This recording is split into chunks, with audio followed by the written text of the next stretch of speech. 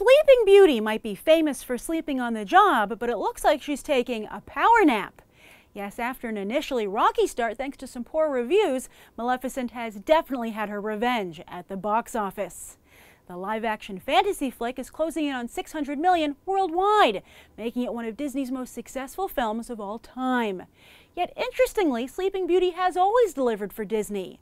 Adjusted for inflation, 1959's animated Sleeping Beauty took in $500 million domestically.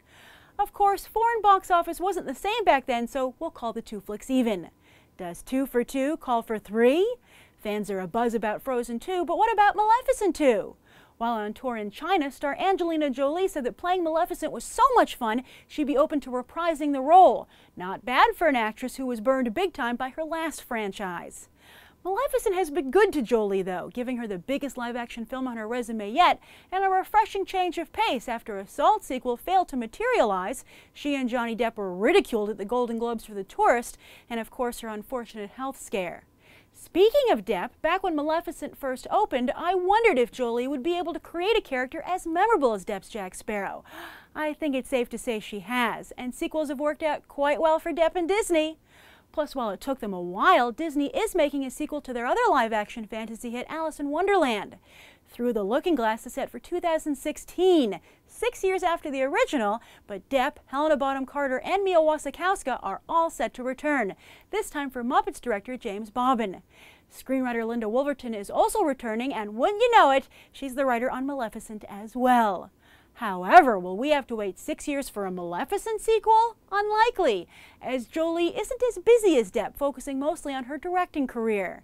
And while it would be nice to see newbie director Robert Stromberg return as well, let's face it, this is the Angelina Jolie show. So, what would you like to see in a Maleficent sequel? How interesting is Happily Ever After? And what would it take to get Maleficent back in black? Thanks to Lewis Carroll's prolific and detailed writing, Alice has a rich history to draw upon. But is there more to the story of Princess Aurora and her new bestie, Maleficent? The land of the fairies could certainly be further explored, especially now that Aurora is the queen of both the Moors and the human realm. And in the Charles Perrault version, an ogre queen eventually comes into the picture, which would totally fit with the girl power mentality of this first movie. But whatever story the Maleficent sequel does decide to tell, it would be nice to see Prince Philip play a larger role this time around. As I discussed in my review of Maleficent, it was a shame to see one of the lead characters in the animated Sleeping Beauty marginalized, especially since Prince Philip had been such a big step forward for Disney princes in general at the time. So while you're getting Alice in Wonderland 2, are you hoping for a Maleficent 2 as well? Will you watch it if Jolie doesn't go back to her wicked ways? But how can she? Plus, how does further exploration of the Moors sound to you, and a bigger role for Prince Philip? And if Prince Philip does get a bigger role, should he still be played by Brenton Thwaites, or do we need a Chris Hemsworth kind of guy? Be sure to share your thoughts down below. I'm Grace Randolph, and thanks for watching Beyond the Trailer Disney. You can watch some more episodes right now.